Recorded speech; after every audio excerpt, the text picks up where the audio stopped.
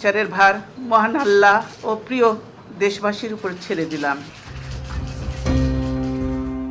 আমার স্বামী জীবন দেওয়ার পর তার অনেক স্মৃতি নিয়ে প্রায় ৪০ বছর এই বাড়িতে কাটিয়েছি, কিন্তু আমাকে বাড়ি থেকে এক কাপড়ে বের হয়ে আসতে হয়েছে। টেনে হিচড়ে সেখান থেকে বের করা হয়েছে।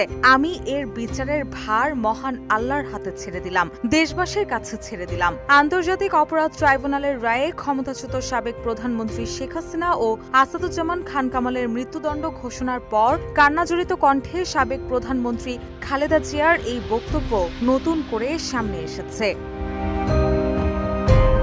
সামাজিক যোগাযোগ মাধ্যমে ঘুরে বেড়াচ্ছে সেদিনের সেই কান্না জড়িত এক স্বামীহারা স্ত্রীর স্মৃতি বহন করা আহাজারি।